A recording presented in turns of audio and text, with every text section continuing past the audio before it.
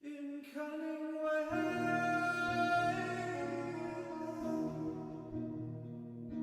the make-believe,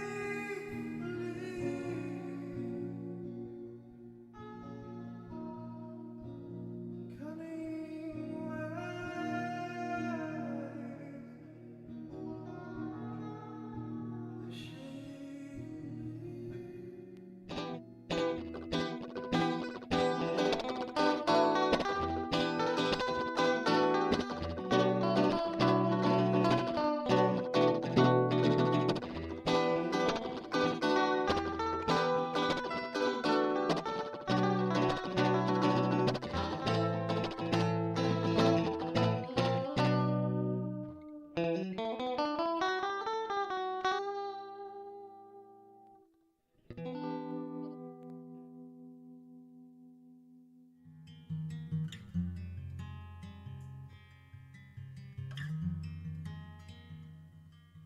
This society will always be as a drunken of the wine,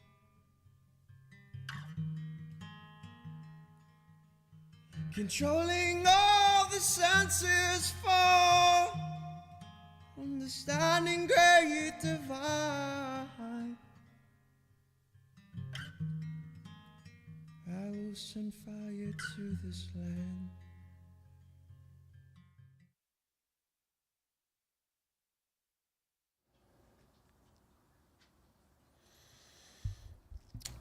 Peace and blessings. This is your brother Gabar, and this is IAMFITPodcast. Are you fit to go God's way? Let's go.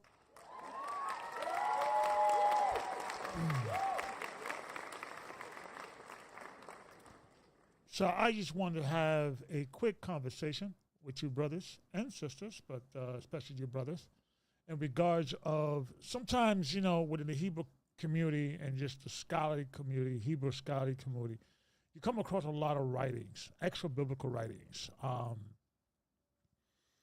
And they don't always agree. And sometimes when we come across writing,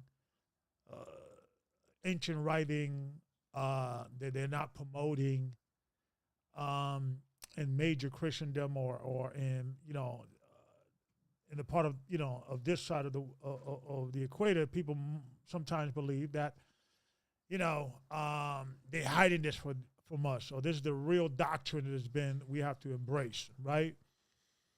And I would say from all the churches that have been out there, I think, among others, but I think GLCC, the church I was previously involved with, began to embrace a lot of the extra biblical writings of our forefathers, of the Hebrew Israelites. And we began, they began to look at the scriptures and look at, these extra writings to see if there is something that is missing. And bravo to them. I remember with a friend of mine, Tasha Warrior Charlotte, when I was in One West, he was reading the book of Enoch and touching upon that. And I remember talking about the book of Enoch. Hey, do you know there's a book of Enoch and yada, yada, yada. And back then, if it didn't come from the elders, dismiss it, so forth, so on. And, but now that times has passed, not only the book of Enoch, the book of Jubilee, the Pseudographica, the Dead Sea Scrolls, you name it, right? The Septuagint, the Targum, all these extra biblical writings, and now we are realizing that the Bible was never one book. The Bible itself is not one book. It's a collection of writings that eventually got edited to what we know today as the Bible. So I'm going to do a little PowerPoint, a little presentation in regard to my thesis today, in regards of, and I guess it's to be careful when you're reading certain things, because sometimes you read an ancient document, and since they were closer to the time period, they have to be right? And sometimes they are, sometimes it's credible, that's a credible argument, right? They live closer to the time. But what people need to understand that it was not only, Judaism, but it was Judaisms, plural. Shalom, shalom, Brother Logic, shalom. Sister Kathleen, shalom. Shalom. Brother Omar, I see you, thank you, thank you, thank you. All praises, all praises. Shalom to all of you guys, right? So,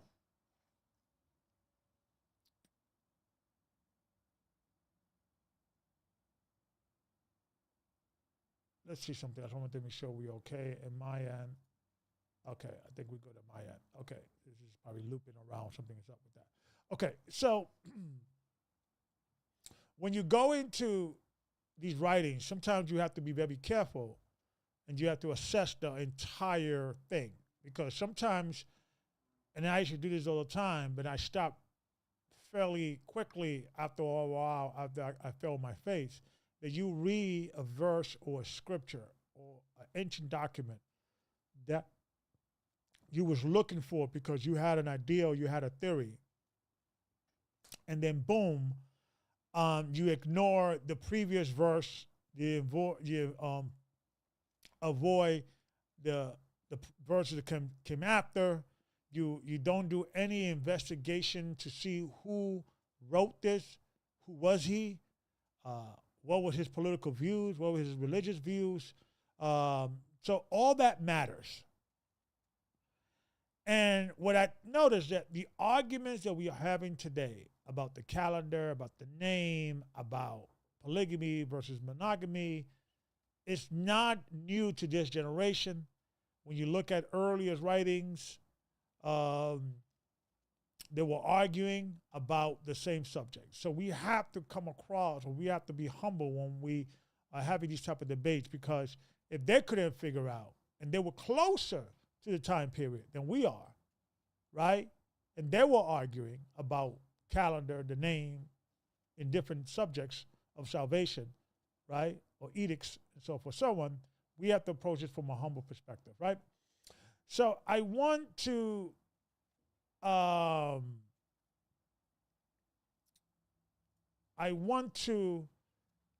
a conversation, right? Let's see here.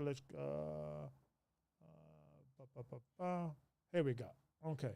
So you guys see the topic. This is the thumbnail, right? This is a quote from the Dead Sea Scrolls. He shall not take another wife in addition to her, for she alone shall be with him all the time of her life. Right?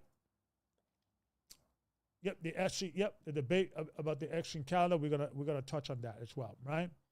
And shout out to brother Bobby, I believe. He gave me a call today. Another brother that West Virginia left because he disagreed with the calendar. And he gave me a call today, and it was a good conversation back and forth. I may bring him on the show, and we may have a conversation in regards of discussing the calendar and why they follow the way they follow. He follows a Wednesday model, similar. Enoch Calendar more associated with the Dead Sea Scrolls community rules in regards to how they used to follow their calendar. Now, I haven't really dived into the calendar portion of the Dead Sea Scrolls, so just bear with me, and I'm going to do that in the near future, right? So, let me put this over here. All right. So, I would like, for matter of fact, let's do this. All right, so we're here. Okay. So let's do this. Okay, perfect. All right. So this is the scripture basically that, this quote here that I quote is from the Dead Sea Scroll, but another portion of the Dead Sea Scroll. This is not within the, I think that the Hezekiah writings. So Hezekiah was like, it was several writings. So but we're gonna touch also on this because this was also. Shout out to brother Prince. I forgot his name. I forget because I get so many brothers calling me. Brother Mordecai, Prince Mordecai. Shout out to him. He gave me a call and he asked this question about this particular subject. Oh, you back? Okay. So this is the sin of fornication, divorce prohibited, right? So in this writing, this is the fragment of Zedekiah works, also known as the Marcus document, right? Translated by R.H. Charles, right? R.H. Charles is a well-renowned, famous translator. He translated a letter of the pseudographica extra material into English that was not translated into English that were there for a long time, and we have to give him credit for the work that he did. So basically, this is what it says in this particular portion. This is chapter 7, 1-7, that says, "The builders of the wall who worked after the law. The law is with talk, and with he said." Actually, they shall talk or account. Pronouncing, I'm sorry because it's kind of blurry here. Talk by count and by fornication and taking two wives during their lifetime. But the foundational principle of the creation, male and female, created he them, and they who went into the ark 2 by 2 went into the ark. And as to the princes, it is written, he shall not multiply wives unto himself. But David read not the book of the law that was sealed was in the ark, for it was not opened in Israel from the day of the death of Elzerah and Joshua, and the elders who served Asherah, and it was hidden, and it was not and was not discovered until Zedekiah rose. And now they glorify the deeds of David, save only the blood of Uriah, and God abolished them to him, right? So basically, let me go back. So this was a writing found in the Dead Sea Scrolls, the work of Zedekiah. Was he right? Were they right? Now, these are commentaries. These are not scripture. This is a sect of the Dead Sea Scrolls or the Qumran Cave community or the Essenes. Now, they did not call themselves the Essenes. They called themselves the sons of Sadak, or the spirit of the Levites that were in the court of David. They viewed themselves as the true believers of God, and they believed that the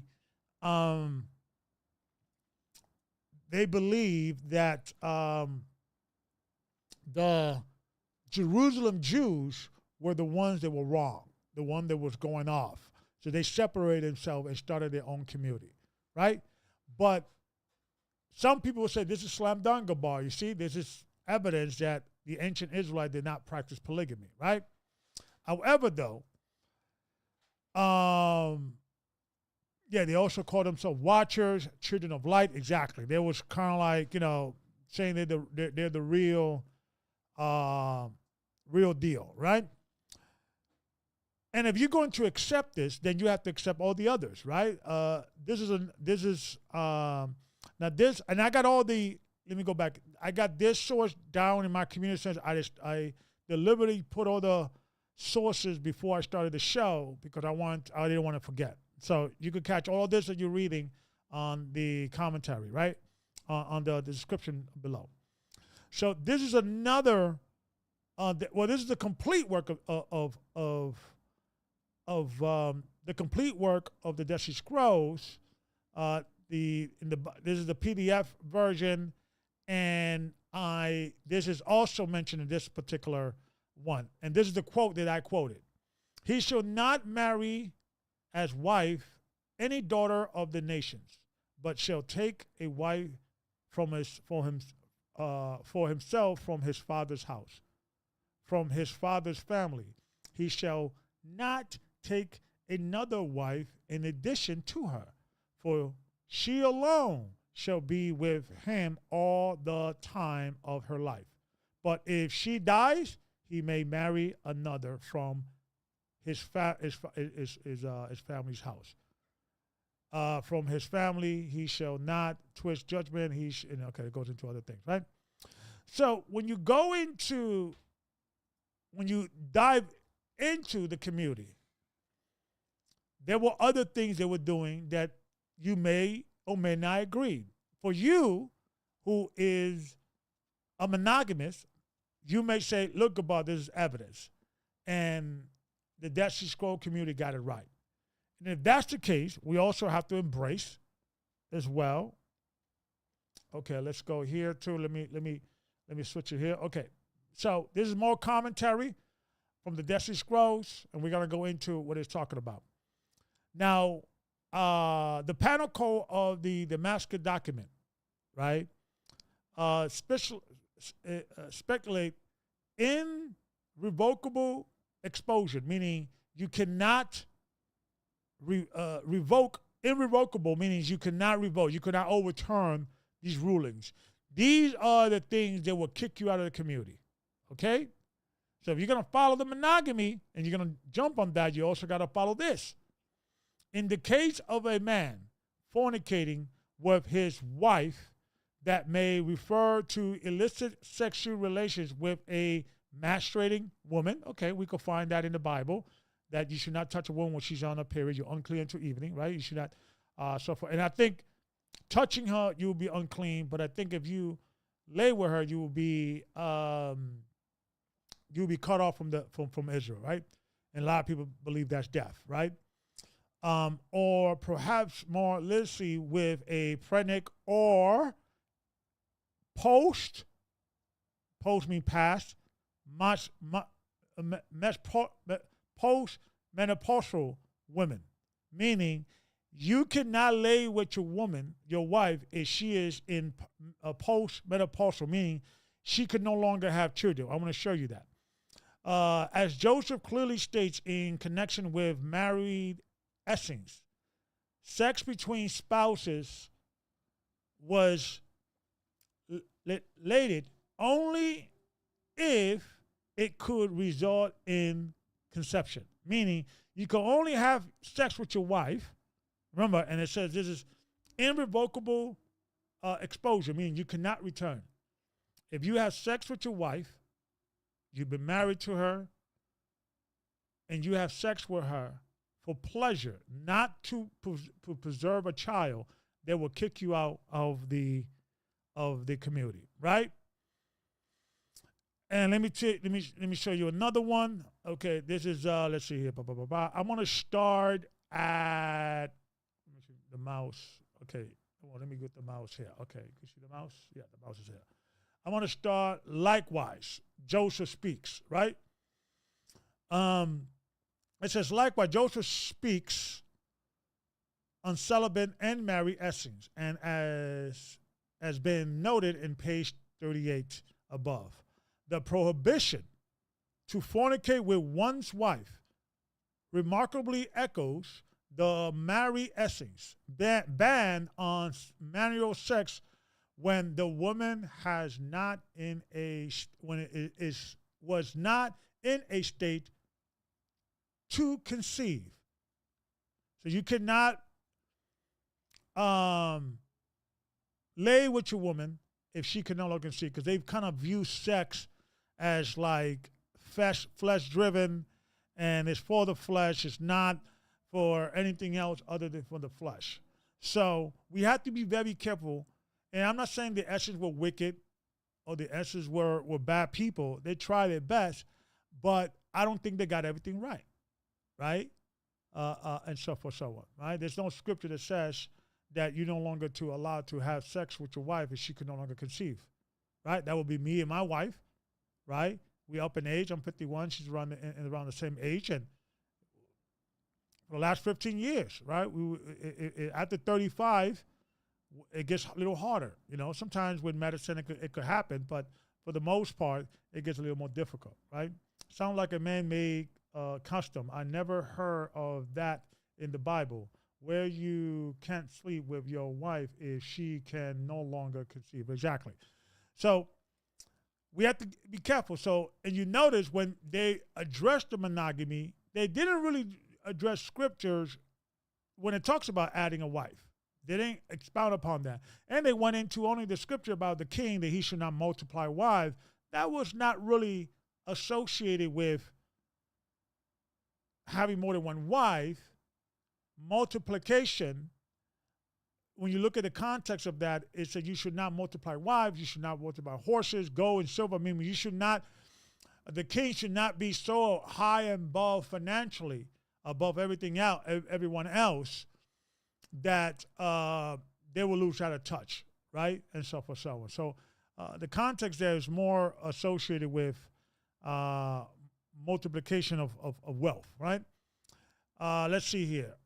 And this is going to be a small PowerPoint. Okay, this is the book of Josephus. This is Josephus quoting the Essenes. Now, they did not call themselves the Essenes. People called them the Essenes. And so the Essenes could have been someone else, but all the evidence shows that most likely the people that are called the sons of light or the watchers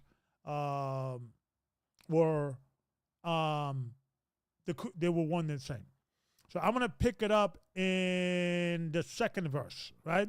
For there are three philosophical sects among the Jews.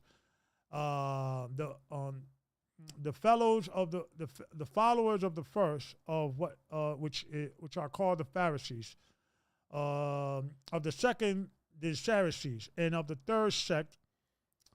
This is interesting what Josephus says. It says, which pretends to have a severer discipline, right, are called Essenes.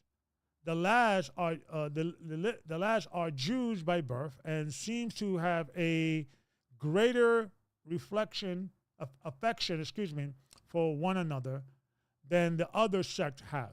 These Essenes reject pleasure, so they don't anything that brings pleasure they reject, right?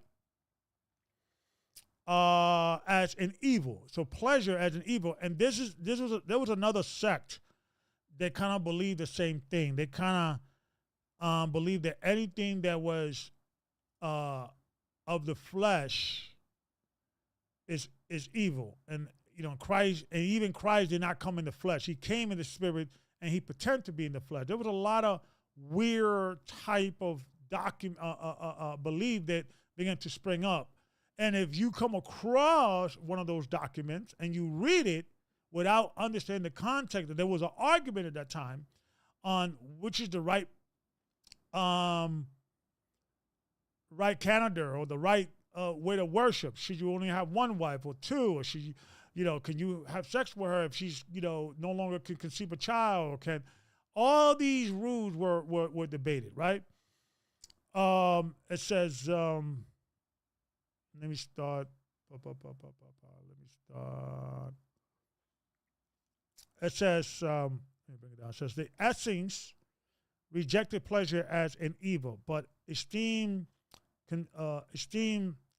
continence in the conquest over passion to be virtuous, and they neglected wedlock. Wedlock is marriage. But chose out other persons' children while they are pliable and fit for learning, and esteem them to be of their kindreds, and from them according to their own manners. They do not absolutely deny the fitness of marriage. They don't deny fitness, the marriage, and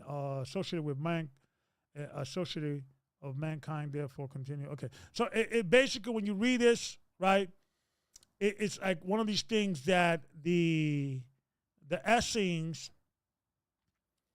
and there was different Essenes that also didn't eat meat. There was another sect that went to break away. And this is what I believe. I believe that John the Baptist came out of this community. I believe, and you remember, Damascus is when the Christians were, when to the road of Damascus. That's where Paul received the vision. He was going to Damascus. So it could have been that a lot of people from the community of the Essenes converted into Christianity once Christ came, right? But a lot of these letters, epistles that Paul was writing make more sense about they eating meat and not don't judge those that eat meat, and those that don't eat meat, those judge those that do, and back and forth. It makes more sense now with all these different type of Jews with different type of debates about religion, right, and the proper way to worship, right? So we could see that now, right? So let's see here. Let me see if we got more. Yes, another example.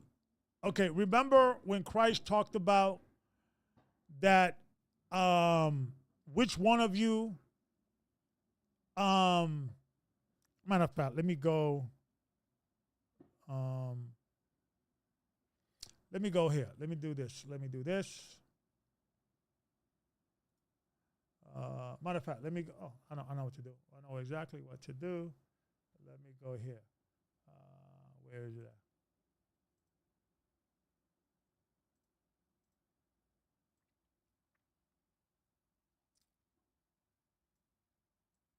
Let me do this. Okay. Let me see. Let me switch it here. Bada bing. Okay, perfect. All right. So remember when Christ had this conversation with the Pharisees, right?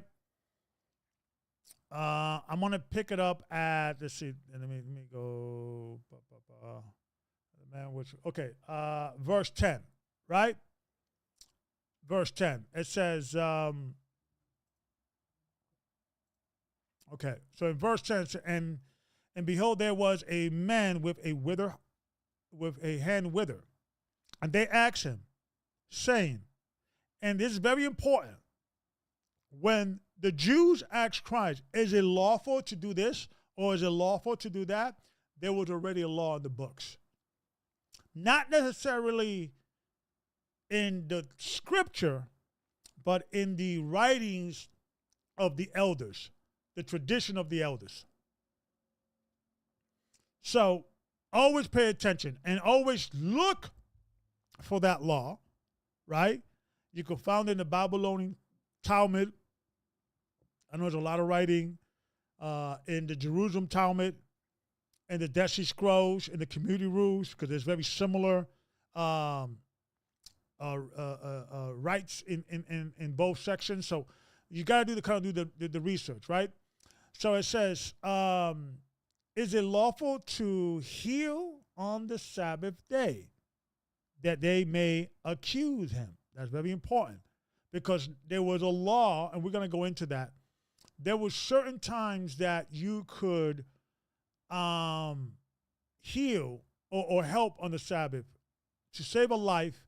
But if you was a doctor and somebody come to you and say, hey, listen, man, I got a headache, or if the injury is not life-saving, if it's not like, if you don't help cure the person, if the person's not about to die, that's what I'm trying to say, excuse me, you have to wait until the Sabbath is over. If there's only an injury and he could survive the injury until the sun goes down, you got to wait. And that's the reason why they asked that question. And we're going to go touch on some of the writings within the rabbinical writings to show that. It says, and he said unto them, what man shall there be among you?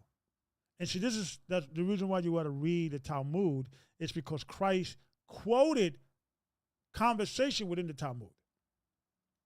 What man among you that shall have one sheep, and if it falls into a pit on the Sabbath day, will he not lay hold on it and lift it out? How much then a man better than a sheep? Wherefore it is lawful to do well on the Sabbath day, right? And I think Luke touched on the same thing, right? Let's see here. Okay. What are you, Luke? Let's see here. Shewbread. Christ is the Lord of Sabbath. Okay, here we go. So it's verse. No, this is. Oh, they're the same one. Let me go here. Where did he went? But that's okay. That's okay. We're. I just want to make sure you guys get the because Luke kind of repeats the same story, right? So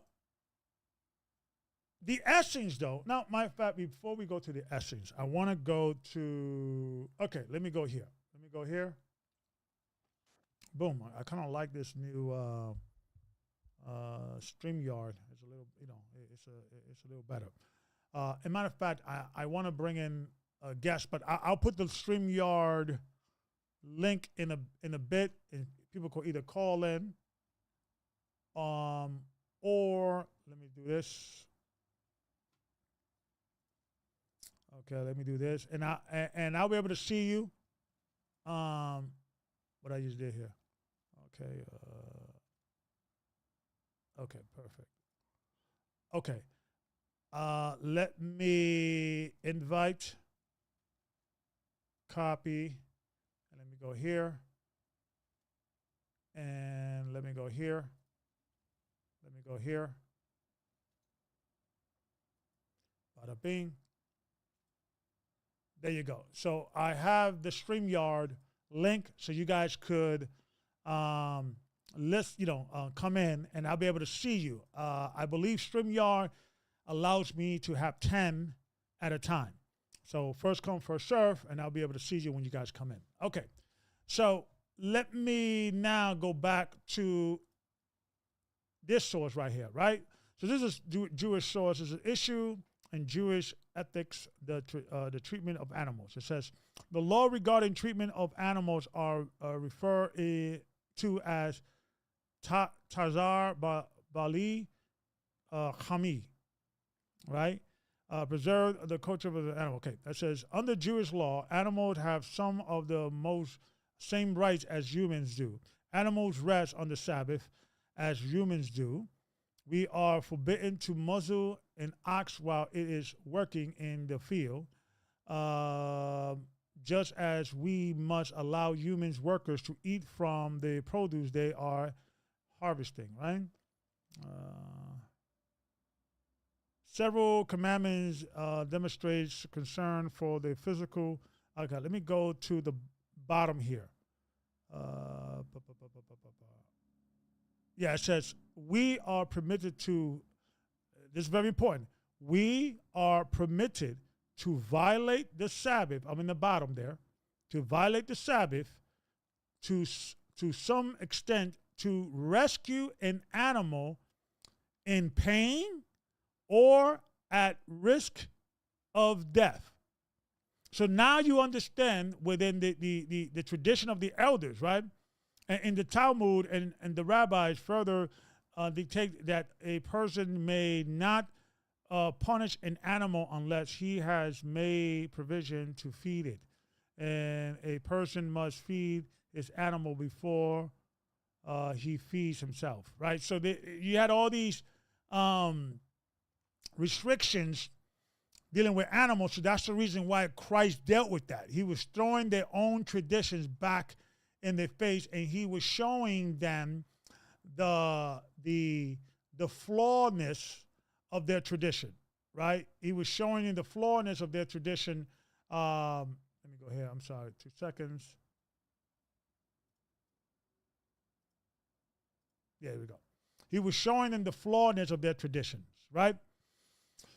So to kind of show you that was the theme that they were talking about. So really they were having a Talmudic debate. What was the rabbi saying about this and the other? And he was trying to show them the flaw on the writings, because they began to elevate the writings in the same way as the Torah. And you can't do that. Once the writings contradict the Torah, you got to change it. So I don't have a problem with the writings. I don't have a problem with the rabbis or the elders of Israel at that time to write a code of conduct and how you're supposed to conduct yourself in regards to teaching the masses. I don't have a problem with that. But their ego did not allow them to change certain things, right? And Christ was checking them on that, right? So let's go into the next slide. Okay. All right. This is another conversation. This is from University, Columbia University. On top, the guy Barry, he was dealing in religion and things of that nature. And there was a rabbi was answering him, and I got the you could copy and paste that on, and basically get the discussion. It says, and this is on Quran. The Quran is like a chat place that different experts will answer questions on different subjects to kind of give you an understanding. The question generally was, since I didn't trust how Qur'an changes questions, so the answer makes no sense. If a Jewish shepherd had a lamb fall in a ditch on the Sabbath, could they get it? Not, and this is the answer from the rabbi. It says, not only can he save it, but you must save it. Preserving a life is the highest command, and you can violate the Sabbath to do so. So you see that? So let me see what else we got here. Let me go back to now. Let me go one more back. Yeah, this is it right here. Okay. So let me go back here. Now, the Essenes even had a more stricter belief on the Sabbath, right? They had a more stricter belief than the Jews that were in Jerusalem. Because remember, the Jews that were in the Qumran community, Damascus and those areas, were more stricter with the law even than the Pharisees. You guys remember that conversation we had about the school of thought, the school of Hillel and the school of Shemaiah? Now, Shemaiah was not the popular school. The most popular school was the rabbinical school of Hillel. Now, all these people were actually real historical people. They were Hebrew Israelite. I think Hillel was don't quote me on this, I believe he was a Benjamite, if I'm not mistaken, and so forth, so on. And now, the Sadducees, they were only Levites, supposedly, allegedly. That's another conversation as well. So, what do the Essenes believe in regards of this particular situation? They got this right in regards to the same conversation that Christ was talking about, right? And let me go here because I want to.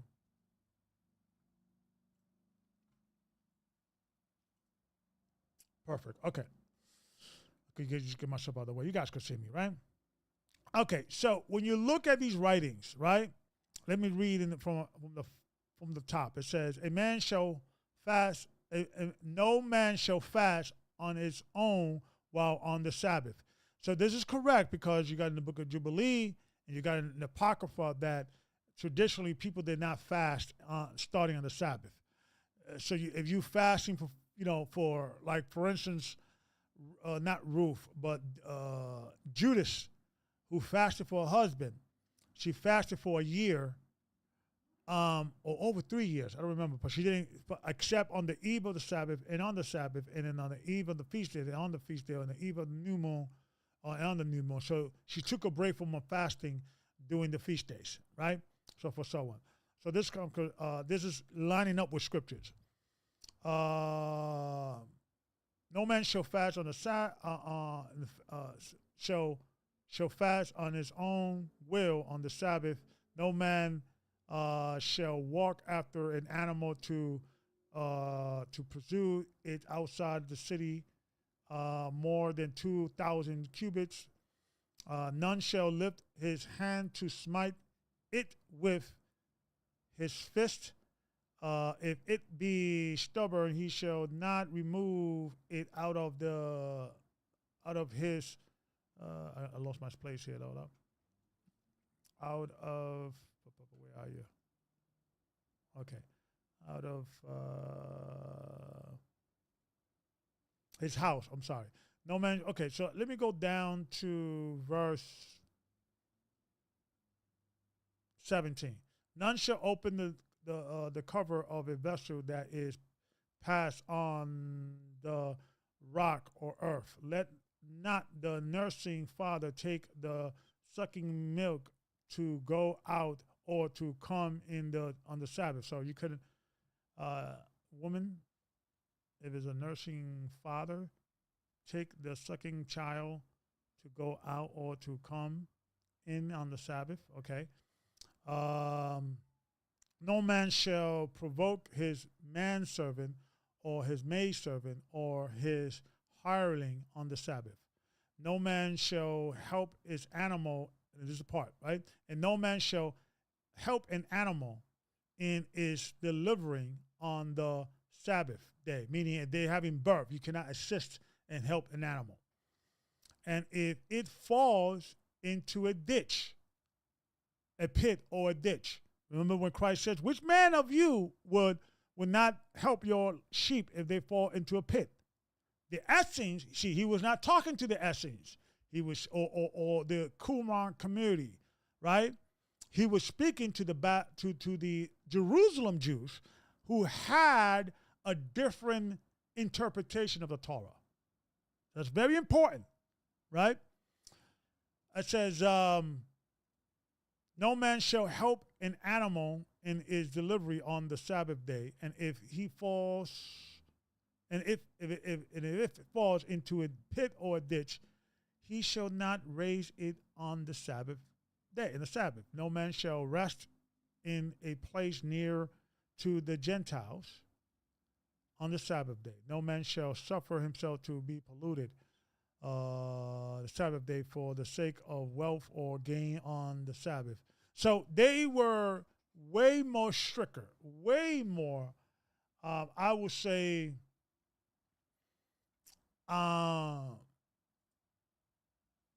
orthodox, right? And I believe they even went beyond orthodoxy. I think they really, let me see what else that we have here. I think that was it. Yeah, okay, that was it. So let me say this, right? And I got the comments, you know, in the, let me stop sharing. Boom, perfect. If you guys want to come in, you're more than welcome. I'll be able to bring you in the conversation. The link is below on SteamYard. You could come in, or you could the SteamYard let you call. You could also use it as a phone call as well.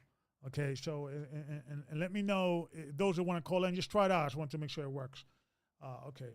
All praises. So it says the word says people use the Hillel calendar is 2. Right. So yeah, the Hillel, I think the calendar that the Jewish people follow, and the lunar calendar as we know it today. And I'm not knocking people that are using the lunar calendar. I understand there's an argument, and this argument didn't start with our generation. This has been around for a long time. I was speaking to a brother today that, you know, celebrates the New Year on Wednesday. We're going to continue having conversation. He appreciated that we could go back and forth. One thing he didn't like about church is that, you know, if you speak to the pastor, it's his way or the highway, whether a Christian church or the Israelite church, and he didn't like that restriction. And man going God's way, we don't have that restriction. The way you worship is your business. Yes, enlighten us. Hope we can enlighten you. But we have bigger fish to fry. We have bigger issues to worry about, like the collapse, like any other things that we can clearly see the prophecies coming in, and we do need a network of brothers. I'm hoping that this organization could be an organization that can cater to the brothers that don't have a church home. Even if you do have a church home, you're more than welcome. You could be part of a church. That's not our purpose as men going God's way, right? But I believe when Christ says that in the book of John, I believe chapter 10 or 20, I forget, when it says that all that came before me were thieves and robber. Go through the straight gate, right? And all before me were thieves and robber. And I believe that he was referring to all the different sect of Jews. So,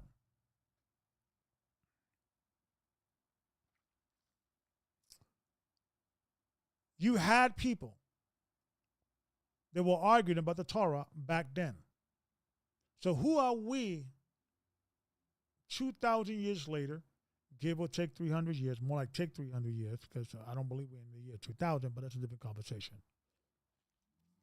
Who are we to say, we know for sure the calendar. We know for sure the name.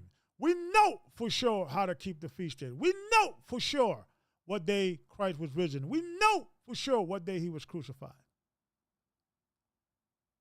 Even with Christ, there was an argument what day he was crucified or what day did he risen. Even the people that believed that he was crucified on Friday and risen on Sunday were defending that because you cannot get 3 days and 3 nights from Friday to Sunday. And I'm looking into that, and I know a few shows ago when you had Brother Logic came on the show and he did a phenomenal presentation on the calendar. And Brother Logic, this brother was, we're going to probably have a conversation with the brothers that are they basically believe that Christ was crucified on Wednesday and he was risen on Sunday for the most part. So they kind of say, so if Wednesday was the Passover, or Wednesday night going to Thursday, then 2 weeks later will be New Year's. So they kind of come to the conclusion, which is a rational conclusion, because that was a conclusion I had years ago as well. So we're going to have a conversation. So, Logic, I want to, maybe bring you into that conversation. But a few weeks back, we were having a conversation, and Logic come on the show, and he did a presentation. And within the Gospel of Peter, towards the end of the Gospel, it gives an impression that the women went to the tomb a week later on Sunday, not 3 days later on Sunday, or well, technically a day and a half or 2 days later, right? Because you got Friday, sundown. You even if you count that day as a day, then you got Friday night, Saturday morning, Saturday night, Sunday morning. That's like almost 2 days, right? Now, do I believe that's a slam dunk? No. We need more evidence. We need more witnesses to collaborate. That could have probably been the issue, and that makes more sense. And on the Feast of Unleavened Bread was throughout the week. Maybe they waited for a week. That's possible. I don't know the tradition, and I'm doing research on what was the tradition at that time, what was the law at that time in regards of visiting a dead body in the middle of a feast day. So I have him, so people ask me, because I got some emails and so forth, so on. I'm not convinced 100%. The Gospel of Peter is just one source, and we have to kind of make sure that we are looking at the right source, and it's not a plagiarism or some fake source and so forth, so on. I do have questions about the book or the Gospel of Peter. I like it. It brings a lot of insight, but was it right in regards about the women coming in a week later, which will make a lot more sense. And then we wouldn't have to worry about the 3 days and 3 nights because they came in a week later. That will fix the issue, because when I began to look at the time where, and I'll probably discuss that next week. I don't know about what's today, Wednesday. I was trying to come in yesterday night, but I canceled it because I was going into my studies and so forth, so on. And the time just left me. And now since the sun is going down much later, you forget the sun is still out, and you're like, oh my gosh, like 7:30. And I was like, you know what, I'll come in tomorrow because I was in my studies. But I just want brothers to humble themselves, and I just want brothers to come together and figure it out. And not only figure it out, accept the possibility there's certain answer we will never know because the books are gone. They're lost. I mean, if you look at the archives of the Roman Catholic Church books that they are refusing to release, is within the thousands, right? You have certain books that were written in other languages outside of the Greek and the Latin, and the Syriac, and Aramaic, and Coptic, that has not been translated into English, into outside of the works, And what I want to do, I want to visit those ancient churches. I want to visit the Coptic church, the Syriac church in the Middle East. What books they haven't been translated, why they haven't translated. And although they haven't been translated, let me speak to a translator. What is this book saying, and can you translate it in English? Now more than ever with AI, we have the ability to do a lot of great things. We should use it for good, right? To translate these records, because we are only stuck with the Latin and the Greek translations, predominantly the Greek translations, right? And it's one of those things that we have to see if something is missing. Also, the Soviet Union, or the previous Soviet Russia, they have a lot of books because they were down with the Orthodox Church. They had, maybe they could bring some light here. So I'm saying that to say this is that, every year around this time, around the Passover, there's a lot of videos that pop up about different subject matters. The calendar, polygamy versus monogamy, so forth, so on. Now more than ever, we have to rely on the scriptures, on this Bible. All of us, we all agreed this Bible is correct. Everything in here is not pseudo, right? And we do know that these are a collection of books. They got edited, eventually forming this Bible. But even this Bible is an edition of edition. This Bible doesn't have the Apocrypha. The original translation had the Apocrypha. Within the King James, right? Even the Masoretic text have some questions, I will say. There are three that bear witness in heaven: the Father, the Son, and the Holy Spirit. That is not found in the original or older text. That was found much later. Some say that was added, right? The story of the woman caught in adultery in chapter 8 of Matthew, I believe, or John, I forget. John. It's not found in the original or older text. You have Mark, the earliest Mark. Let me see what the heck is going on with Mark. Okay, here we go. Okay. The earliest, what's going on? My thing keeps popping up. And is it working? Okay, here we go. Facts: as you get more wisdom, you grow. Okay, exactly. Okay. Absolutely. But then more wisdom gets you frustrated too when you don't find the answer, right? And as Christians, as Bible believers, especially as Hebrew Israelite, you may have to humble yourself and admit that perhaps there's going to be certain documents that is crucial that is missing. Because the fear comes in: how can God allow this? How can this be? How can God allowed this answered not to be answered through scriptures? And people try to extrapolate some scriptures and try to see this, he says this, and yada, yada, yada, right? It's sometimes it could test your faith.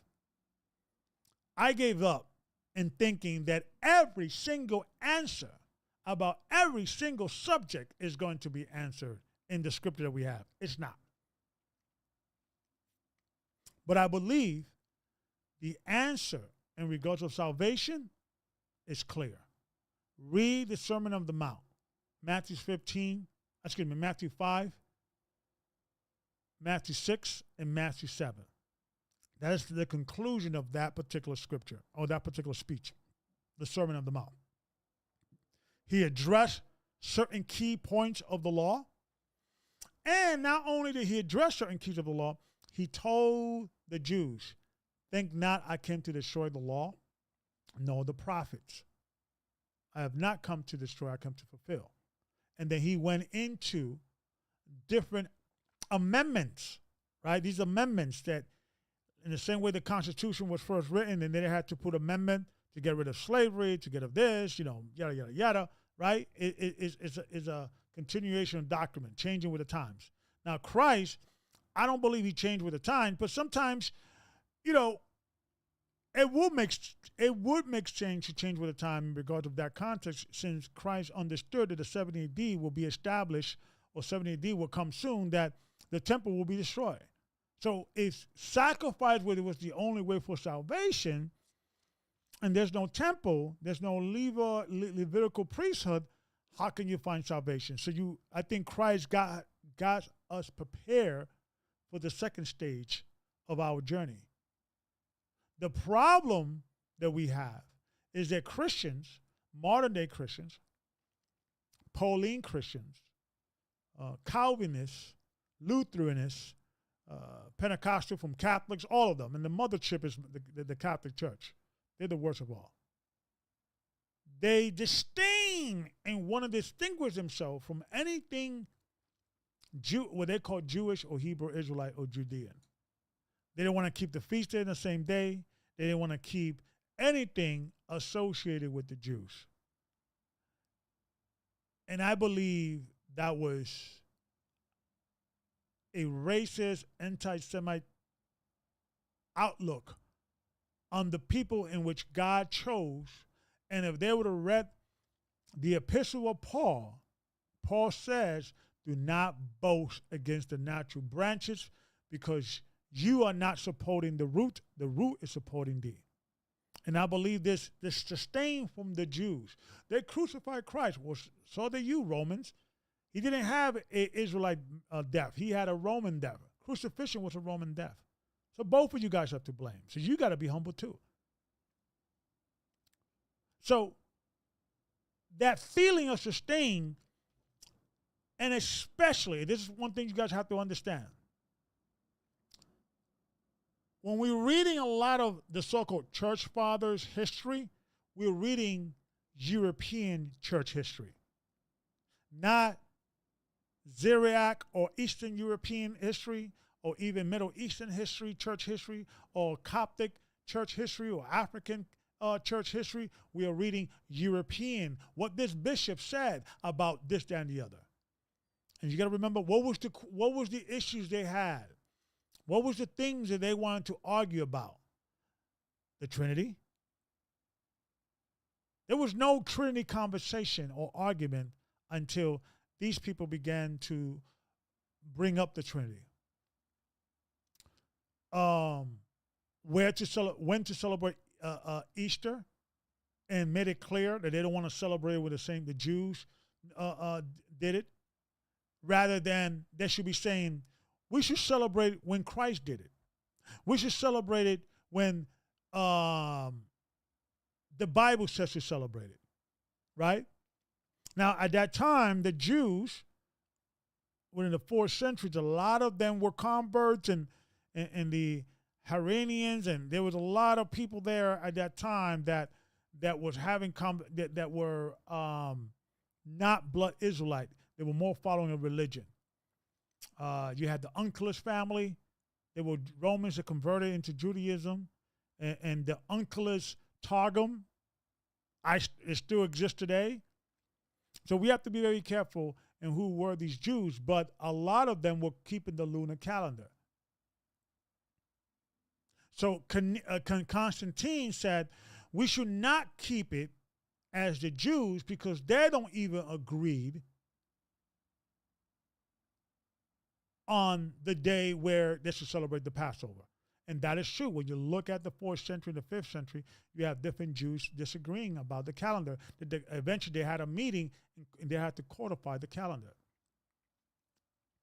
The calendar that we follow, well, not we, but the lunar calendar was codified on the 4th century. Right? The Enoch calendar, I love it, but it has its problem. It only has 364, and the cycle of the sun goes around 365 and goes 366 every 4th year. This could be observed very easily after you keep that 364 cycle without nor leap year, right? Where any added days or added weeks, I believe you should add a week every 7th day, every 7th year, and 2 weeks every 49 years, and it'll keep you intact. Some arguments could be you should do it every 6 year, rather every 7 year, because that will make more sense. Because to add the leap year as well, or the leap year, we don't have that data. So the Enoch calendar also has a problem. And I believe, this is my theory, I can't prove it, that's the reason why the Enoch calendar fade away out of favor. Because they couldn't answer or come to an agreement how to address the shortness of the year in regards of, if you keep the 364, you will be out of season, right, after 30 years. Matter of fact, even less, 15 years, depending when you start. right? Because when you look at the Enoch calendar, if you keep it precisely, and shout out to all the brothers from GOCC, I know they're about to celebrate the Passover this week and so forth, so on. But look at what day they're keeping the Passover. March 16. Next year is going to be March 15. The year after that is going to be March 14. The year after that is going to be March 13. The year after that, which will be a leap year, will be the 4th year. It will be March 11. And so forth, and so forth, and so forth. Before you know it, they'll be out of season. Right? Going against with the commandments of God when he says, this month will be the first month of the year, the month of Abib, which falls around the springtime. So I'm not here to confuse people, and brothers from GOCC and sisters, follow your leaders. It's okay. They'll figure it out. It's. I believe once they start getting out of season, they'll say, okay, maybe there's something to this, and so forth, so on. This confirms the Bible more for me in regards of all these arguments that existed during the time of the Bible or during the time of Christ and even after him. So if you cannot rely on the rabbinical writings, if you cannot rely on the so-called church fathers, if you cannot rely on the Essenes writings, come back to the Bible. If you could find it in the Bible, it's law, it's a law. If you cannot, right, it's not law. And the things that the Bible cannot answer, well, let the Spirit guide you in regard to those decisions. But when you look at the Bible, it covers a lot of the issues that we deal with today. And the most important issue is salvation. Read the Sermon on the Mount every day. Understand what Christ was talking about. Read it and deal with it, because a lot of the things that Christ was talking about was salvation driven. So if you don't read any other book, read that and read and understand it. Read the arguments that he had with the Pharisees. Understand what was the law, the tradition of the elders of that day, right? And where Christ was arguing and why and what was the context of the argument. Because Christ was not against the laws of God, which people call the laws of Moses. It's not the laws of Moses. It's referenced that, but because God gave it to Moses to give to the children of Israel. But the laws of God was not a debate. There was the issue of the debate. They were debating the Talmud. Christ was having a Talmud debate with the rabbis. And he showed them the flaw of this man-made document. Because what they should have done, they said, you know what, Rabbi Christ, you have a point. We have to change this. We have to change this tradition, because you're right. An animal should not be more important than a man. If we could heal a man and rescue a sheep and a goat, and that's within the rabbinical tradition. Matter of fact, within the rabbinical tradition, we must, comfort an animal who is in pain. What about a man who has a withered arm? Isn't that painful? So they should have changed the writings right there and there, but their pride did not allow them. Because if they would have allowed and they would agree, he has a point, this man has a lot of wisdom, maybe, he's performing miracle, he could probably be a prophet, or you know what, he could probably be the long-awaited Messiah. They didn't want to open that Pandora box. So they reject him. It was prophesied they would reject the Messiah, right? Who will hear our report, right? Isaiah, right? 53. Who would hear our record, right? So he was rejected by man. He was loathed. He was hated. There was no beauty in him. He was not a traditional good-looking man. And I don't know why Christ made it hard to get these, or God made it hard to us to get these questions. And I could see why the Romans who converted to Christianity began to say, since there is no writings on the festivals that we're supposed to celebrate, let's create our own. And what people need to understand, why was the birthday of Christ important to the bishops in Rome? Because they was the one that came up with, the ones in Europe. Because it was important to them before they converted. They used to analyze, worship gods and Caesars and famous heroes within the pantheon of the Roman gods and goddesses the days they were born. So see, you are a product of your environment. So the reason why they came up with that, because that was part of their environment before they converted. To the question I'm asking Christians today, who are the Roman the Roman Christians, to just decide something that is not found in the Bible?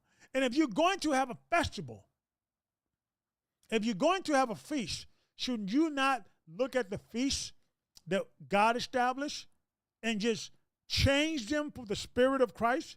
Like, okay, I could maybe understand Easter, or because Easter is interchangeable with the word Pesach, the Pesach or Pesach feast.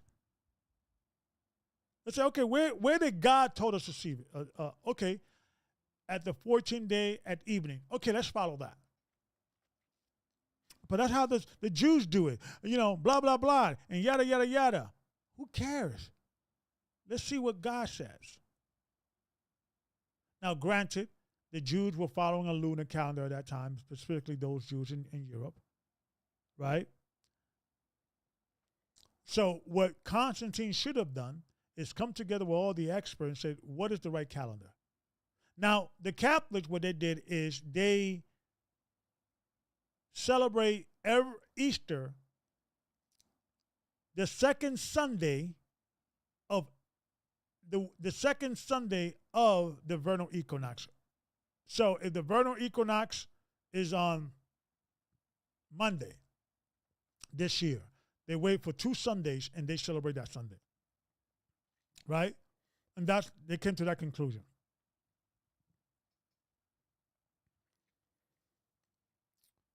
And all I'm saying, my brothers and sisters, is that we've been following here in America a European Christendom. And there needs to be another Christian reform, a reformation, an awakening. Let's start arguing these old arguments in each other's camp, and let's come to a resolution with the understanding there may not be a resolution from a scriptural perspective. We have to kind of come up with something that makes sense. And I'm hoping that that's what Man Going God's Way will do, that we could see different Jews or Israelites and even Christians, Jew and Gentile alike, following the Sermon of the Mount. Everything else, we could debate later. But what's more important is you being humble, you being in a position that you are understanding that, hey, we are all just waking up in the valley of dry bones. We're just opening up our eyes and trying to figure out what's going on. And we need to just humble ourselves and understand, hey, there's certain things we're not going to get right. We're going to argue. If you with a church and it's a good church and you may disagree with the calendar, stay with them. You should not, go to them privately, and yada, yada, yada. But one guess is as good as another in my case, in my opinion. Pray for your elders, pray for the people that you may see things different and so forth, so on. Elders, be humble towards your students and the people that you're teaching. Don't elevate yourself like a Pharisee that you cannot hear and even have a debate with one of with your students, because they may be passionate about this and so forth, so on. Keep it respectful, keep it honest, right? Understand that both of you guys could be wrong because you're missing a very important component. there's one book or one fragment that hasn't been discovered, so forth, so on. Right? So until we see each other next time, may the Most High keep you and watch you. Shalom.